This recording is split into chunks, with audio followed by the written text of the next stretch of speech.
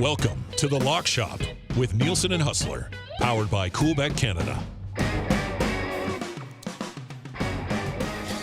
All right, what's going on, everybody? Welcome to The Lock Shop. New intro rolled out again. Looked pretty good. Well done. Zacticum executes it perfectly. 1 for 1 today. We got Oil Stream caught up a little bit later on. Another intro rolling in there as well as we start to make Edmonton Sports Talk a little bit shinier, a little bit nicer. Huss is going to be joining us here. He'll be popping in here at some point. And we'll be recapping the weekend. Jen says, Elimination Chamber went as planned, LOL. I was going to ask us what happened in the Elimination Chamber. I honestly don't know. I don't have a clue what happened inside the Elimination Chamber or who got out of the Elimination Chamber or really how the Elimination Chamber works at all. So when Huss joins us, we'll dive into that a little bit. We'll obviously recap the weekend. Soap says, hey, we're on the 2-shot. Yeah, I guess this is a little bit of a wider 2-shot than we usually roll, but that's good. I like it. Huss is going to be would that not be something? If Huss absolutely rolls in here right away, that would be quite the scene. That would be something else. Unfortunately, I don't think it's going to happen. Huss will be by though. He's going to pop in at some point here. We'll recap the golf. We'll recap the weekend in the National Hockey League as well. Edmonton Oilers. I see these Oilers lines tonight. Oh boy. We'll see how this works out. Should be good. Yeah, there we go, Zach. Bring in that one a little bit tighter here. See, now there's no promise of Huss coming in. He will join us, though. He's going to be by coming up. Winnipeg Jets, Kyle Connor. I traded away Kyle Connor in one of my fantasy leagues at the deadline. Now, I got a bunch of points because he was hurt, and I had to do it. Ended up leading to a deal that got me Sidney Crosby and Jesper Bratt, so I'm okay with it. But we're going to get into it a little bit. It always stings me a little bit. In order to keep winning that league, I've had to move off significant pieces over the years, and Barkov was one of them. Kyle Connor is one of them. Kyle Connor was what my sacrifice this year to hopefully get the win. You see these Oilers lines, though. We're going to get into that a little bit. Definitely on Oil Stream today coming up. Tommy's down there at the rink right now, and we'll find out. Leon Draisaitl has a selfish game, gets a bump up to play with Connor McDavid. What a sweet gig if you are Leon Draisaitl. Pout and complain. Get the bump back up to Connor McDavid's line. But they need a win. It's the Los Angeles Kings tonight, so they're kind of putting all the fish in one barrel tonight, which, helps for the EST parlay. I think that's probably what we get on tonight. Get that top line going a little bit. Probably end up going Draisaitl goal. McDavid over 1.5 points. Hyman with a point. Oilers money line. Can't start this 5-game homestand with 4 losses in a row. Let's bring in Huss from Winnipeg, joins us this morning. Huss, what's going on, buddy? How you doing, man? Well, what's going on?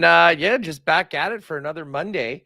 Actually, Dusty, and I know we'll get back to the Oilers, Jets, and everything going on tonight. Just did an interview for today's WST with Michael DeStefano, a.k.a. Al's brother. Okay. And he does cards and collectibles for the Hockey News. And we were talking about, did you see this? The case? Oh, yeah. I saw it. Of the 79.80 OPG on the weekend? $5 million Canadian. I mean, I'm curious. I don't want to spoil the whole thing, but what did he say about the person who bought it opening it?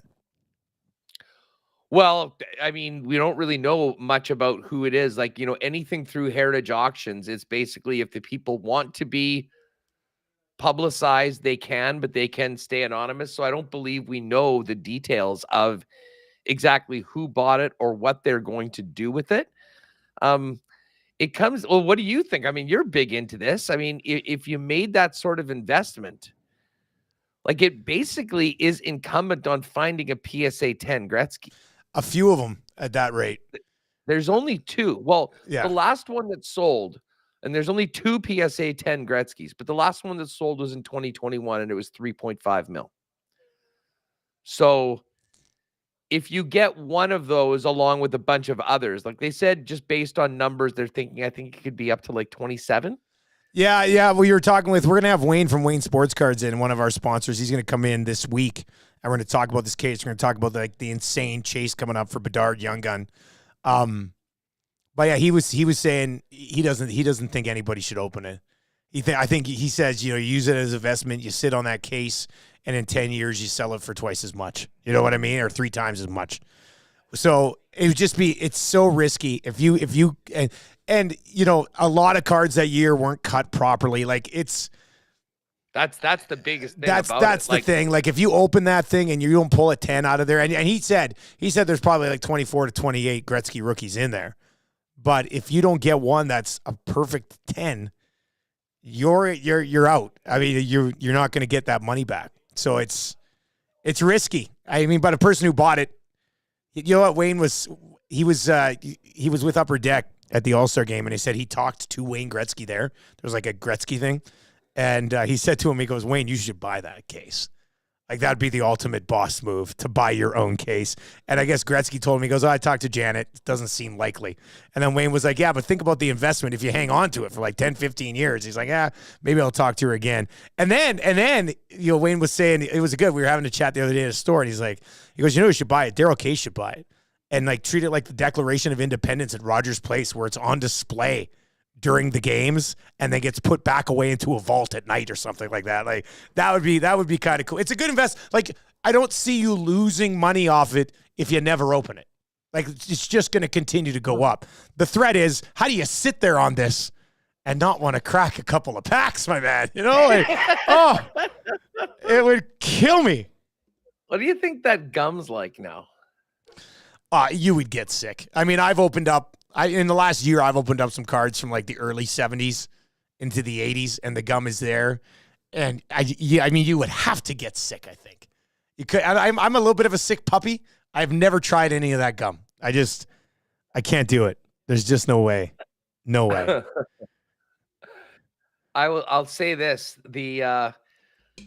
That you just mentioned Bedard coming up. Yeah. And what's that, next week that those are March 6th. March 6th that gets released,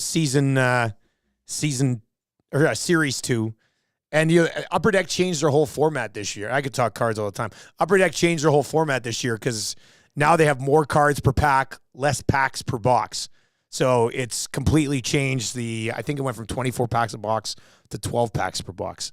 And they've added the numbered 1 of 1 Connor Bedard Young Gun, which no Young Gun has ever had a 1 of 1. So that's why it's going to be insane, because there's never been a 1 of 1 Young Gun. And now you're like in other years for bigger stars, and now you're putting it out there with Connor Bedard. That's why boxes are going to be in the $300 to $400 range. And it's going to be nuts. It's going to be nuts. Wow. So the boxes are going to be way, way more expensive right out the gate. Oh yeah. Right out the gate. And then, if you're pulling Connor McDavid Young Guns, the price for him right away off the top is just going to be massive. Like it is for a lot. Right. But you're talking with Wayne about it a little bit. I said, how does this compare to like when McDavid's Young Gun came out? And obviously here in Edmonton, when McDavid's Young Gun came out, there was a lineup around the block at his store and stuff like that. But hockey cards at the time had not had that pandemic boost, right? And I know it's come down since the pandemic, but it's still above where it was. So this Connor Bedard Young Gun rookie hunt, especially for the 1 of 1, is pretty much going to be like nothing we've ever seen in the hockey card business, which is nuts to think. That's something, so we're going to the crack pack back in action, going to grab a case and I've done I've done like 4 breaks in like the last 14 days. So yeah. What have you been breaking? Anything. I've been breaking like trilogy, stature, clear cut, like whatever. We get it, we post it, it fills, we break it. We did 9 boxes last night.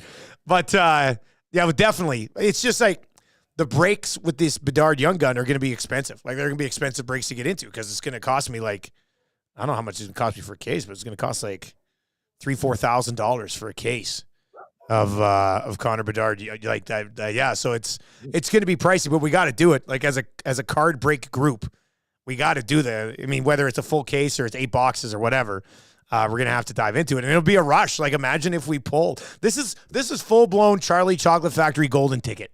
You know what I mean? Yeah. Like, it's what it's going to be. So I'm sure we'll pull a couple of regular Connor Bedard Young Guns, but if we can pull any of the numbered ones, that's going to be good for the group, buddy. It's going to be good for the group.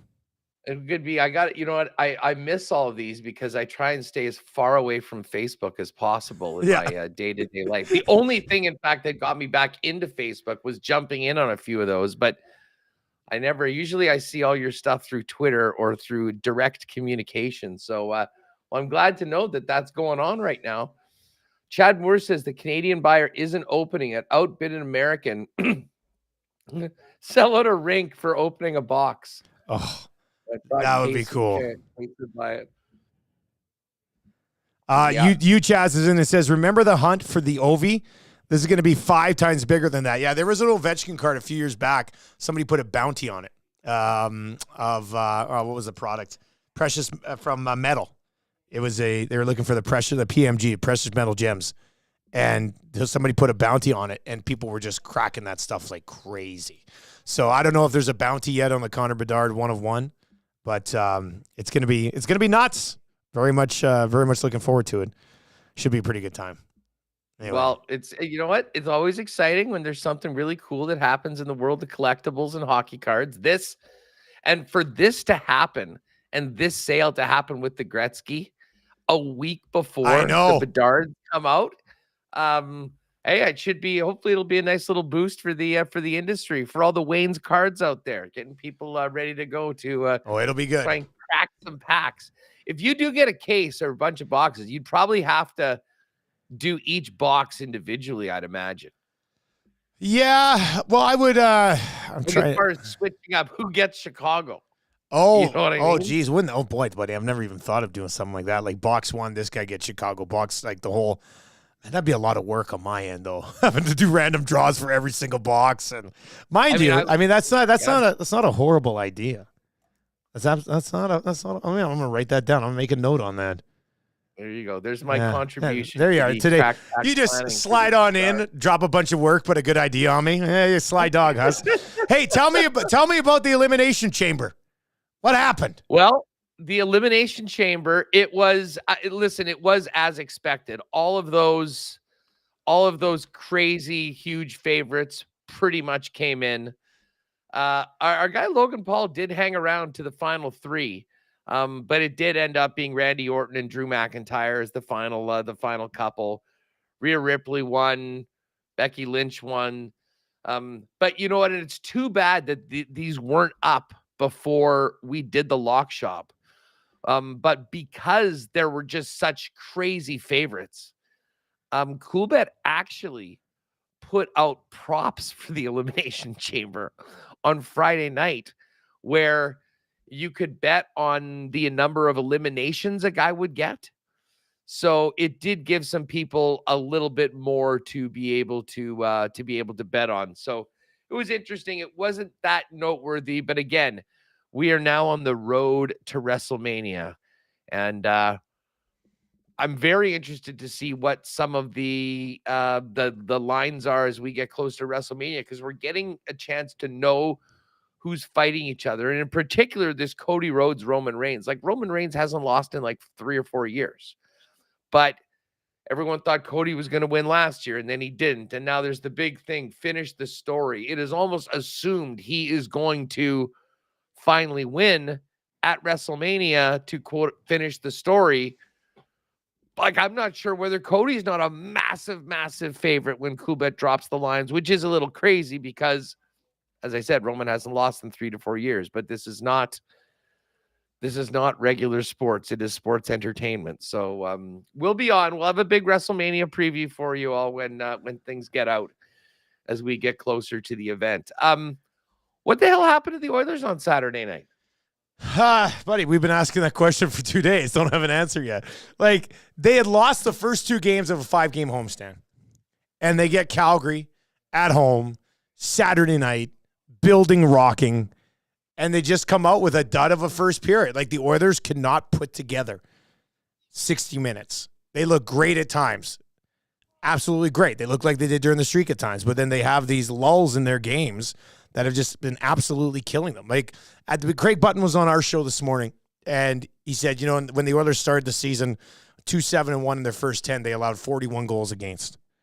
Over their last 10 games, they've allowed 42. Like, they have gone back that far on the defensive game. That during the winning streak and when they went like 24 of 27, they were phenomenal defensively. Like, they were doing such a good job defensively. So I don't know if Knobloch, when he first took over, sort of got the defensive attention and awareness of everybody, and that's kind of just fallen off a little bit now. But now they've started this homestand 0-2-1. They got 2 more games on it, so the best they can do is come away from this thing 500. And they get the Los Angeles Kings tonight. And the last time they played the Kings, it did not go well. So this is a big game tonight. Like, this is a huge game for the Oilers just to see what they're made of coming off that loss against Calgary. And Draisaitl did not, like, the big guys, like Connor McDavid is not shooting near enough. He's passing up some great shooting spots right now. I don't know what's going on there. On the first goal of that game, McDavid has Kadri at the blue line. And it, like, on an odd man rush, there's a little bit of a battle. Kadri pushes off of him. McDavid holds up for a second. Kadri straight to the net. Deflection, 1-0.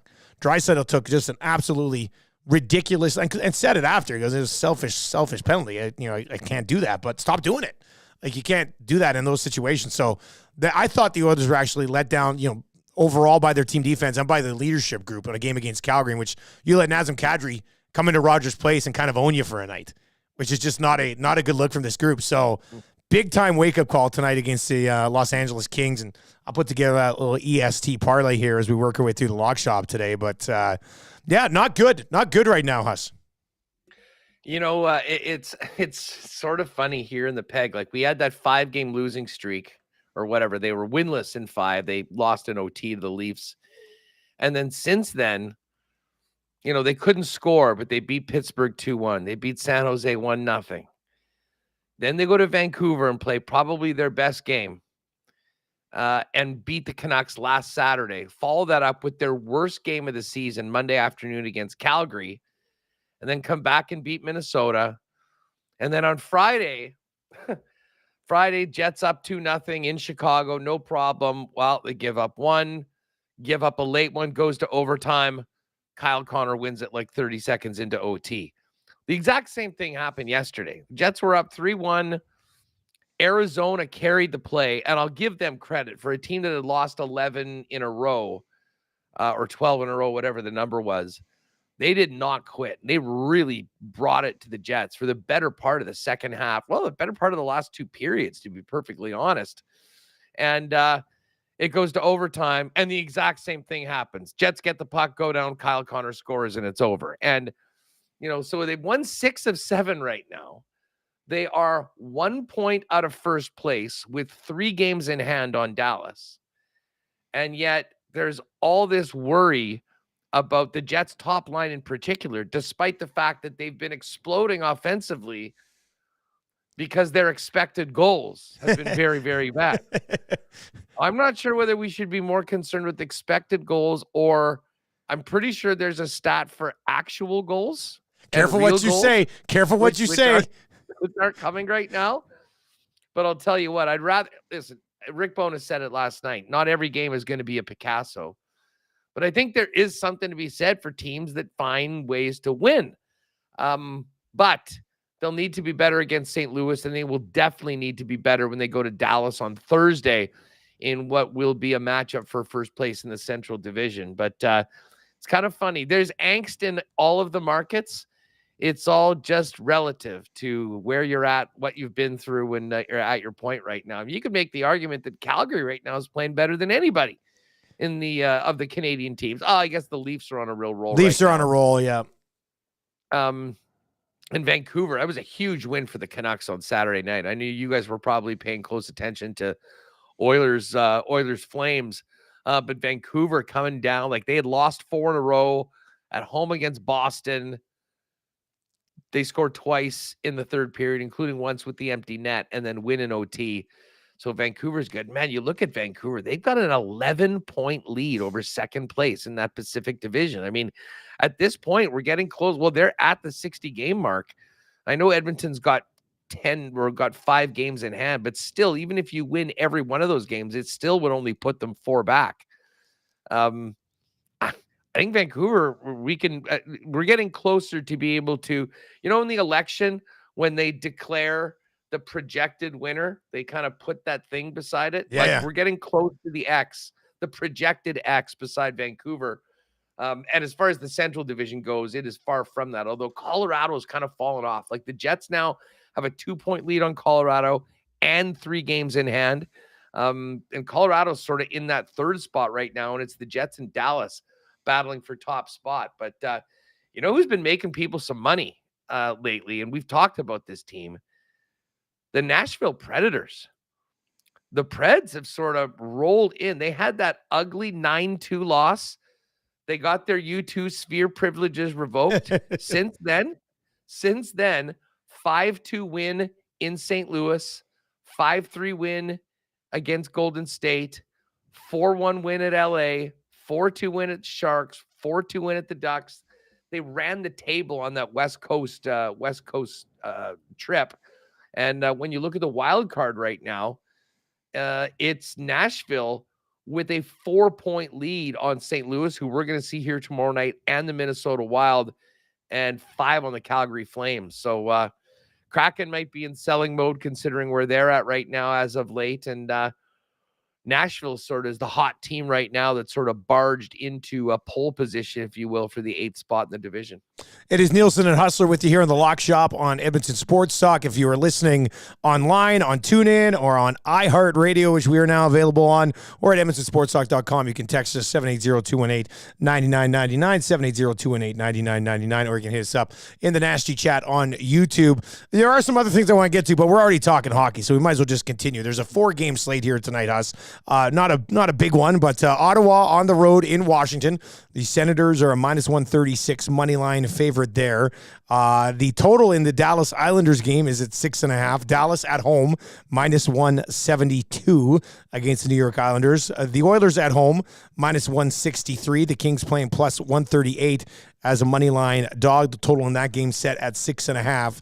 And the Boston Bruins -137 favorites as this road trip continues, with the next stop here in Seattle tonight against the Kraken, who are paying +116 as a dog at home.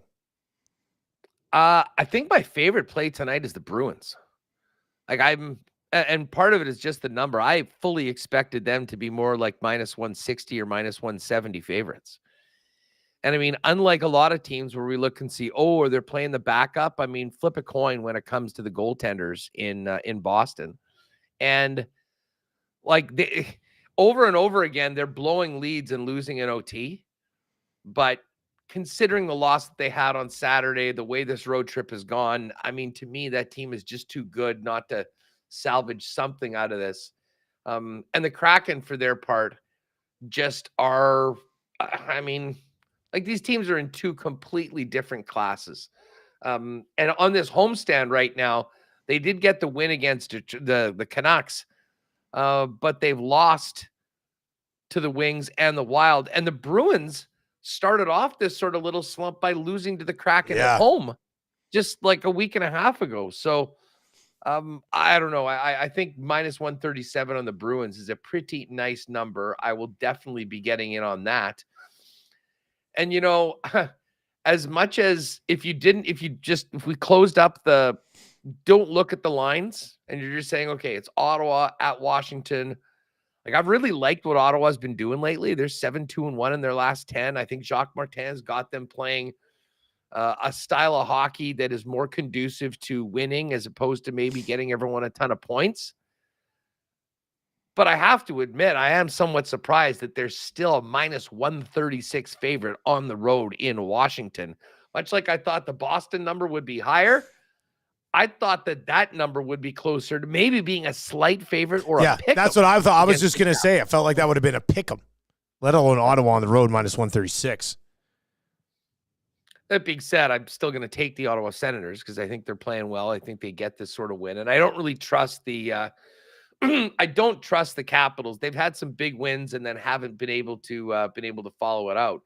But certainly for those of us in the West, the 2 games that are the most impactful are the one in Edmonton and the game with the Dallas Stars taking on the New York Islanders. And Dallas got a big win on the weekend against a good team, beating Carolina 2-1. It sounds like they're ready to make a significant move. They feel like they have a Stanley Cup contending team. So I'm interested in that game. Kind of hard not to like Dallas in that game, but very intrigued as to what happens between LA and Edmonton. LA's been a better team on the road than they have been at home. I'm not sure whether the Kings aren't getting the Oilers at a pretty good time on the schedule, considering we know how hot they've been and impossible to beat at times this year. This is not that time. It's not that time for the Oilers right now. And just quickly, I'll address this Oilers-Kings game here in just a second. Dallas is back at home here after playing 8 of their last 10 on the road. Like, that's been a lot of action away from home. So, they're just they beat Carolina in Carolina 2-1 to kind of wrap up the pretty disappointing road trip. So they're coming home tonight against the Islanders. They just haven't played much at home here in the month of February. So you come off a win like Carolina after not having a great road trip, and then you come back and, there's always the discussion about, first game back after a long road trip. But when you actually finally get momentum at the tail end of that road trip, is that a little bit different, do you think? Yeah, I would say so. But, I mean, you just mentioned how much they've been on the road as of late. And I'll say this, the Islanders are one of those teams that can take advantage of a team that's not entirely ready to play. Now, I'm not suggesting that Dallas isn't going to be, but I'm just saying that if they're not, the Islanders can bite you. And if you look at, we were talking about the teams that are in the wild card race in the in the West. When we pull up the wild card in the East, the Islanders are tied with Pittsburgh at 60 points, but they played 57 games. Pittsburgh's at 55. The Caps are 61 and 56, and the Devils are 62 and 58. Now, teams in the Metropolitan do have the opportunity to potentially catch Philly, who's at 67 points. But, in their last 10, they're 3-4-3, the Islanders are. They thought they might get that big new coach bump from Patrick Waugh, and it really hasn't happened. I would suggest that this next week or two is make or break for the Islanders. And, if you want to get into that spot, you're going to have to win a couple games that you're not expected to. This would certainly be one in Dallas. But I think we're going back to part of the reason why I like Boston over Seattle. At some point, you have to just acknowledge that one team is pretty much in a different class than the other one and ride with them. Although we have had a few, like 3 favorite games, we've had a few teams disappointing us. Well, the Oilers being one of them lately, but I don't know. I'd still have a hard time not going with Dallas in that game tonight, but it's not the lock maybe that you would think it is a -172 fave. Yeah. It's a bit of a stay away spot for me. Total 6.5. And that one, Dallas has finished under 6.5 and 3 in a row. So, is Ottinger going again tonight? No, it is going to be Wedgwood. I got the goalies right here. Let me just quickly give you the starting goalies tonight. Yeah. Forsberg's confirmed for the Sens. Kemper is likely right now for the Caps. Islanders and Stars, it will be Sorokin versus Wedgwood. Both of those guys are confirmed. Stuart Skinner confirmed for the Oilers. Cam Talbot unconfirmed for the Kings. And then Ullmark and Grubauer, both unconfirmed for the Bruins and the Kraken tonight. So that's the goaltending situation right now. Geez, Sorokin in versus Wedgwood. Wedgwood has been good this year. Wedgwood has been more than fine. He's not Ottinger, but he's been more than fine so far this year. As for this Oilers game tonight, man, I don't know what the Oilers are right now. Like it's wild. Like I don't think anybody can kind of get a feel for this team. They went on a stretch there of an all-timer. 28 games win, 3 lost, and then 16 more won. During that stretch of 16, they had that stretch of 14 in there where they only allowed 18 goals. It was ridiculous. And and since then they've been very meh. Since the All-Star break, they're allowing they haven't had a goaltender finish a game in the All-Star break since the All-Star break with better than a .900 save percentage.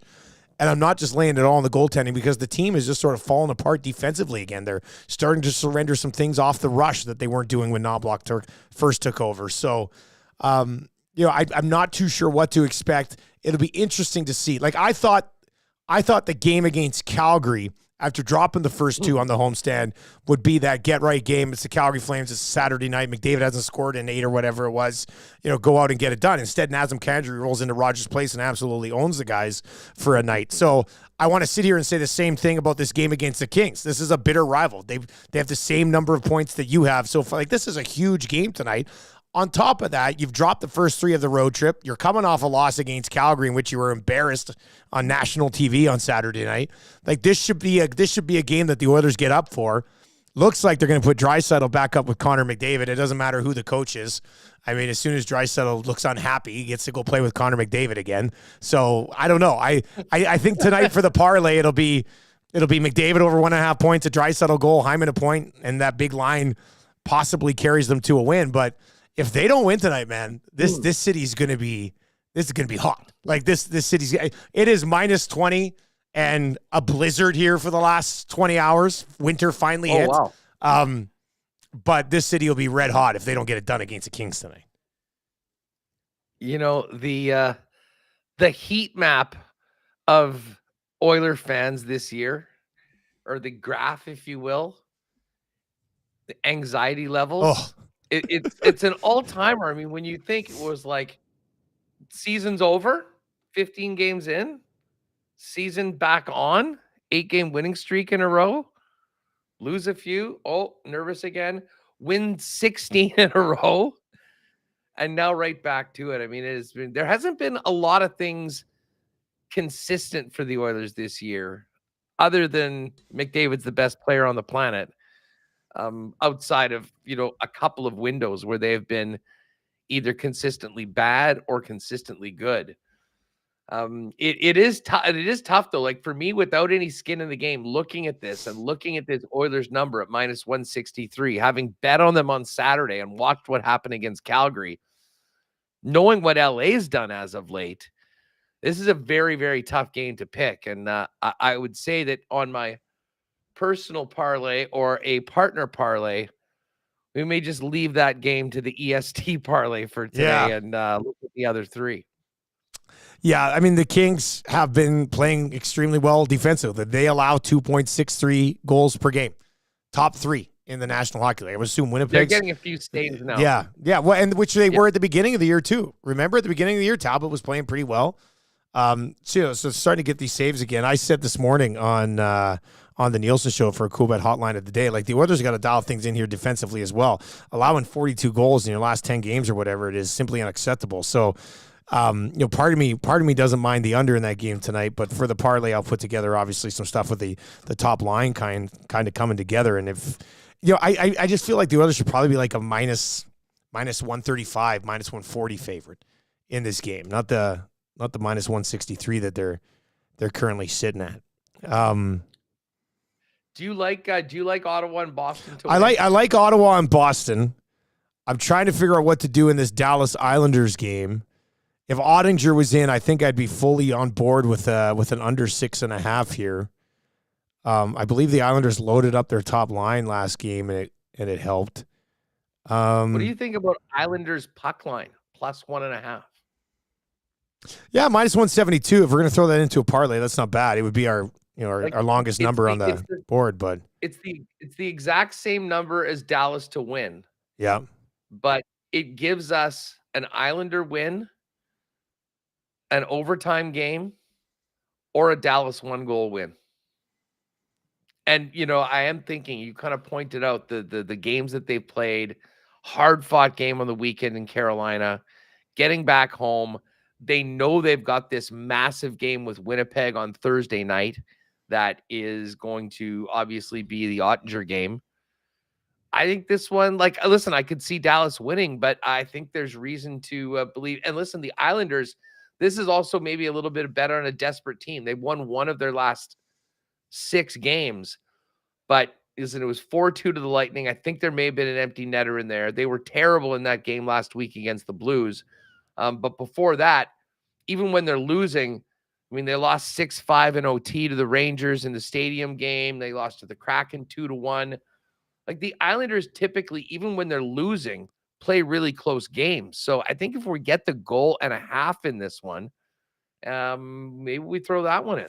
Yeah, so that would be minus 172. So if we put the Senators on the road here, and I saw Jake in the Nasty Chat saying that that was like minus 117 earlier this morning, and now it's at minus 136. So some movement there in favor of the Ottawa Senators. So that game kind of started where we thought it would, Huss, and then the money's come in on it and moved it. Minus 136 for the Sens. Minus 172 at plus 1.5 for the Islanders. Although Chad makes an interesting point. He goes, Patrick Waugh pulled the goalie with 7 minutes left last game. But so did Knobloch. So, or whatever it was, however much time was left with Knobloch too. If you're in a position where you're considering pulling the goalie midway through the third period, you're probably screwed anyways on the money line, on the puck line, every which way you can imagine. So listen, if Roy's pulling the goalie in the third period, we're screwed either way.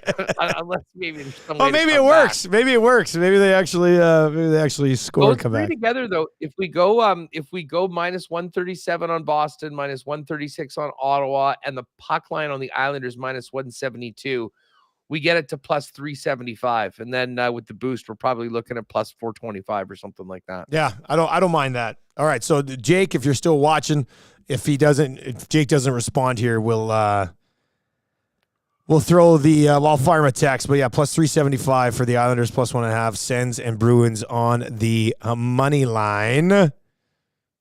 Rod Z says Dallas plays Colorado Tuesday in Colorado. They're turning it around that quick. That would be why. And then they play the Jets on Thursday. Is that what it is? Yeah. Holy smokes. Well, these teams are playing a lot of games. And the funny thing is the Jets are the team. So Dallas tonight, just back to the standings, like, the Jets play tomorrow at home against St. Louis, and then these teams meet on Thursday in Dallas. But Dallas has already played 3 more games than Winnipeg. So, like, they'll play their 60th game of the season tonight.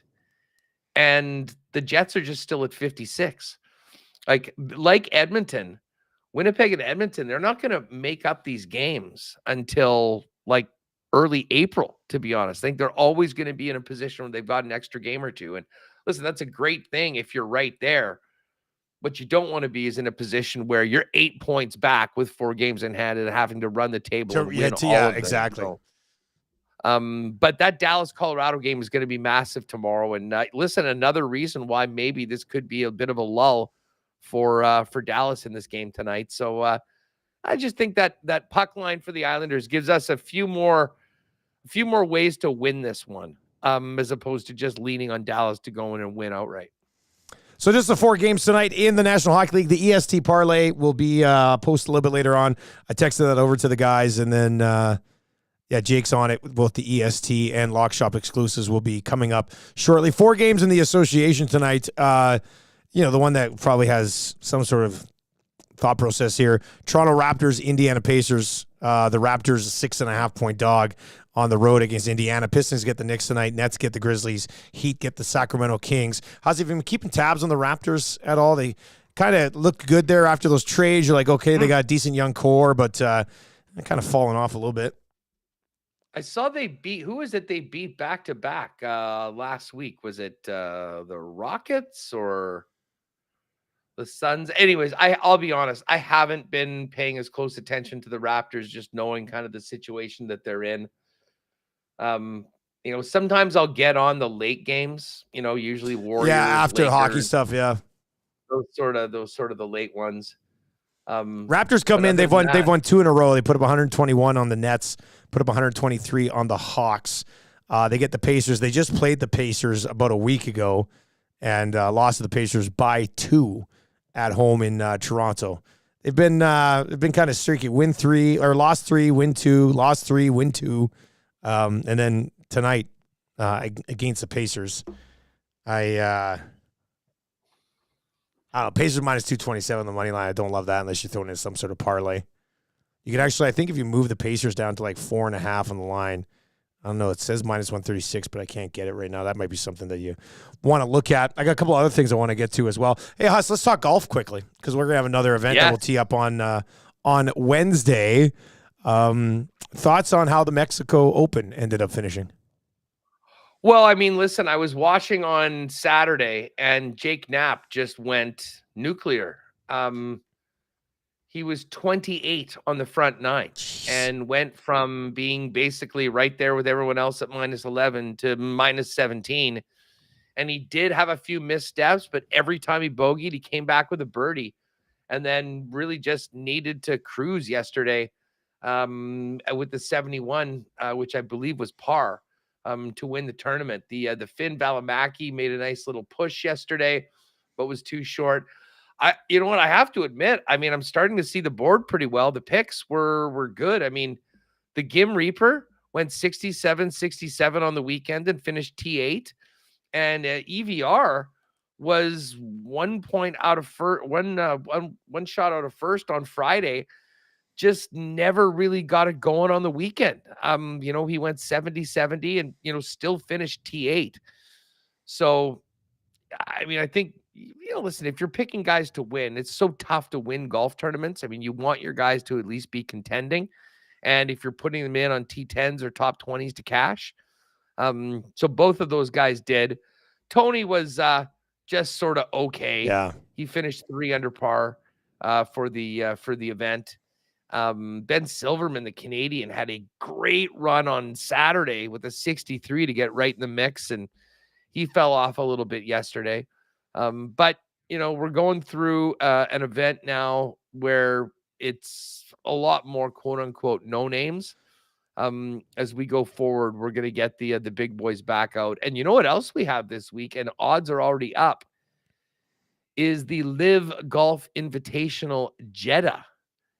And I just need to go all the way down here, but I do believe that this is going to be, is Anthony Kim going to be in this one? Or that he might be getting some. No, I don't see him listed in the odds, but I had heard that he was going to kind of debut and come back on tour in this LIV event as sort of an extra where he's not on a team. Just going to do a quick look here. Anthony Kim. Yeah, I just saw, article 17 minutes ago. Anthony Kim gears up for a monumental return to golf with the LIV Golf event. Yeah, LIV's got a hype video for Anthony Kim on it. And listen, I mean, I will be honest, I will be watching this, or I'll be paying close attention to this before. I mean, the legend of Anthony Kim is one of the great sports stories over the course of the last sort of 15 years. I mean, remember him coming on tour. He wore those gaudy, big, flashy belt buckles, fired at terms. I mean, the Ryder Cup, he absolutely massacred Sergio Garcia, one of the greats of all time, in the Ryder Cup, and then got hurt, and then just literally disappeared. And I guess the story was he had an insurance policy that paid him something like $10 million, but he couldn't play again. So if he's going to resume his career, that needed to be worked out with the insurance people. And obviously the LIV people, realizing this is going to draw some eyeballs and certainly some attention, decided they'd cut the check. So he's going to get a chance to go and play as sort of an extra player, I guess, in LIV. And I believe it is this week, because I mean, I'm just looking at this LIV. It is for Jeddah. Although very weird, if you're bringing back Anthony Kim to do it overseas in Saudi Arabia at times when, I mean, I don't think there's going to be tons of people watching this LIV thing over here on the CW. And let's face it, Kim was an American golf hero, albeit, an Asian player, which is another reason why, I think he had such a cachet, and he was young, he was cool, he had that great attitude, apparently legendarily loved to party, which you don't get from a lot of these guys. So I would have thought that maybe they would have saved his return to happen. Bigger spotlight in North America, yeah. To really, if he goes out and shoots 8 over, Like, it's going to kind of take a lot of the air out of the balloon, if you will, when it comes back. But it's crazy, man. You know, they got Tyrrell Hatton and they got the big fish, John Rahm. And it really doesn't seem like it's moved the needle that much for LIV Golf, which, Yeah, I mean, if John Rahm isn't moving the needle, I mean, who's going to? that's the thing, because like I'm looking at the guys that they're rolling out here this week, and now I think you got the golfers, like, promote the product properly, because you know the Cognizant Classic's not going to have all the big PGA Tour guys. You kind of got Rory and a few other guys at that event. Rory, Henley, Cam Young, Fitzpatrick, Poston, who's been playing pretty steadily, Tom Kim. But then you go and roll out this Jeddah Invitational. John Rahm, Dustin Johnson, Brooks Koepka, Neiman, Gooch, Hatton, Bryson DeChambeau, Cam Smith, Sergio. Like that. I mean, if you can't get it into the spotlight with that group, I mean, you might have to look at the way that this is being handled from a business side and like a promotion side and a getting in front of people's eyes side of things, because that's a pretty nice list. Well, there's a lot of people that just hate LIV and aren't watching it because of what LIV has basically done to the PGA Tour. Like, I'm not personally one of those, but I do understand and kind of get why a lot of people have negative opinions of the Saudis just coming in and throwing gajillion dollars at all these players and then completely watering down the tour that originally had all the best players. It reminds me a lot of what happened to IndyCar back like 20 years ago when it split and there was IndyCar and there was kart, and no one really cared as much about either. I mean, certainly it's hurt the PGA Tour. There's no doubt about that. But there hasn't been the equivalent boost on the LIV side right now, at least early on in the season. Like when LIV gets out to Australia, that's a huge, huge event. And I think they might do a bit better in the States this year with John Rahm and stuff, but like, you'd be hard pressed to find anyone that really legitimately cares about LIV Golf unless they're betting on it. It's the only reason I pay attention to it when I bet on it. That's it. That's the only reason. I know you got Winnipeg Sports Talk coming up, us, but before I let you go, I got to get your thoughts on the Scotties and the way that it wrapped up. Just some phenomenal curling over the weekend. Jones taking a legit run at it. Vic Rauter just being a goat of broadcasting. I just love watching him. And then Rachel Holman getting the job done. I thought that was a great weekend for curling. It was incredible. It was incredible. And, you know, we finished the game, and luckily our game, Jet game, was at 5 yesterday. So we got out and ripped across the street to the bar and settled up and got into the curling afterwards and got to see most of the final match. I do wonder, I would assume if you had to bet, like, who gets better ratings, the Scotties or the Briar? Man, I should look into that. I can ask some people, because I think the Scotties, I mean, it's got to be damn close if they're not in front. I mean, I would think so. I mean, I think the personalities of the women, certainly the recognizability, if that's a word, of Jen Jones and Holman, and I mean all of the Carrie Anderson, who'd won 4 times in a row, like I think might top the men. And it seems to be a more interesting game too. I mean, at the end, like I'm going to be all over the Briar, and we'll do some Briar picks and get into that later on this week as they get closer to throwing the first rocks on Friday. But overall, to your point, I mean, it truly was an amazing way to send off Jen Jones on her GOAT career. And I'll be honest, I mean, it was so close there in both their matches this weekend. I thought she might have another W left in her just to pull it out. It would have been an amazing way to finish off. But you got to give credit to Holman. That rink has been far and away the best rink this year. We saw it in the odds going in. And hell, when they went down to the final 6, Rachel was still minus 200. The field plus 130. I had that Jones plus 520 that I was kind of leaning on, hoping that we might turn it into a winner last night. But what can you say about Jen Jones? She has done it all, the greatest in Canadian curling history, and they will miss her. But teams like Carrie Anderson, Rachel Holman, they'll be having great rivalries for a long, long time. And I think we saw some younger rinks as well sort of established themselves on the scene. So women's curling in Canada in a very, very good spot, despite seeing the best to ever do it walk away. What's coming up on Winnipeg Sports Talk today, buddy?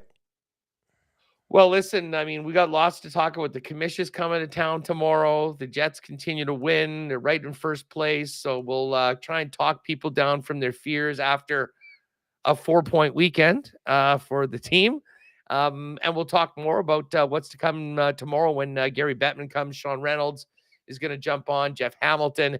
And as I mentioned, we're going to talk more about this case of 7980 O-Peachy with Al's brother himself, Michael DiStefano of the Hockey News. So it should be a good one. And in the meantime, let's go Sens, Bruins, and I would love the Islanders just to win outright. That'd be nice. No stress there, yeah.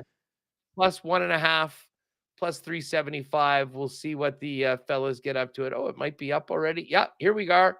As expected, a nice boost to plus 425. So that's there for you right now, folks. And what are you going for the play of the day? Have you locked that in yet? Haven't locked that in yet. Been busy this morning. Have not locked that in yet. Probably come back around to the Oilers game. I do like that Boston play in Seattle, though. Decent little number on the money line. I do like that one quite a bit. So usually I'd be looking at the Oilers-Kings game, but the ESC parlay will have a lot of that covered. So might go somewhere else in the National Hockey League tonight. But I'll have that posted over on CoolBet Socials a little bit later on this afternoon. Huss, you have a good show today, and we'll break it all down tomorrow, buddy. Enjoy the game tonight, and looks like not going to be a light schedule tomorrow, so we'll have some big games to get to as well. Have a good one, and shout out to everybody in chat. There you go. That's Huss, a legend. Winnipeg Sports Talk coming up here at noon Edmonton time. If you're not yet subbed to the WST channel, make sure you go and do that bad boy as well. And hey, if you're watching from Winnipeg and you have not subbed yet to Edmonton Sports Talk, we would appreciate that as well. Take a look at those numbers on the exclusives coming up here. We're going to wrap up the lock shop in a couple minutes, try to get a Oil Stream going right at noon here today. Lots to get to. Apparently not a great morning skate, according to some. So we'll get into that coming up here on Edmonton Sports Talk as well. You can listen on TuneIn. You can listen on iHeart as well. But we'll dive into some of the exclusives right away. Got the number on the EST parlay as well. If you go to the exclusives page at CoolBet right now, you will see the lock shop partner parlay, as mentioned. Senators to win, Islanders plus 1.5, Boston to win plus 425. Our EST parlay is up. It's a nice number. This is a really nice number, considering these guys are apparently playing together tonight. Connor McDavid, 2 points. Draisaitl with a goal. Hyman with a point. Oilers to win plus 550. I mean, if they're ever going to get it back on track, I don't mind that number in this game tonight. McDavid, 2 points. Leon with a goal after a bit of a poopy pants game.